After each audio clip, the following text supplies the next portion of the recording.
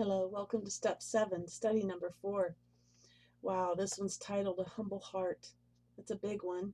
We've been talking about humility this week, but here's the one aspect of it that we may not have talked about yet, and that is that as you go through steps 4, 5, and 6, and you explore your inner self and the things that you've done that are character flaws and defects and addictions and compulsive behaviors, all of it, as you've explored that, maybe you've come to the point where you think you dare not ask God for anything.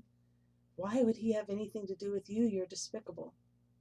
Well, you may also have committed the kind of act or sin that people you respect really look down on as the worst kind of evil. You may be hating yourself.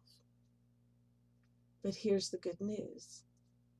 Jesus Christ doesn't depend on how other people see you or how you see yourself to determine the state of your inner being. He has accepted everybody, from the very worst to the very best, anyone who's humble. Now, here's the thing. This is a story in Luke chapter 18 that gives us a great example of this. You see, tax collectors back in those days were the most despised people in the Jewish society. And there were reasons for that besides money, but they were despised. They were horrible. They stole from the poor, etc. So Jesus tells this story because he wants us to see clearly just what he thinks is important. Now, the Pharisees in this story were religious leaders and commanded a lot of respect. So let's see the difference here. Jesus told this story to some who had great confidence in their own righteousness and scorned everyone else. Two men went to the temple to pray. One was a Pharisee, and the other was a despised tax collector. The Pharisee stood by himself and prayed this prayer: I thank you, God, that I am not like other people, cheaters, sinners, adulterers. I'm certainly not like that tax collector.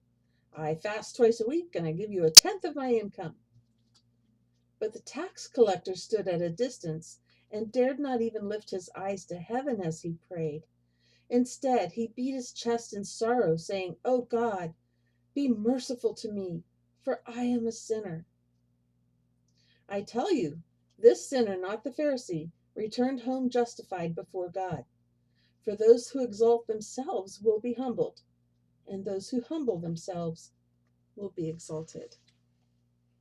Have a good day.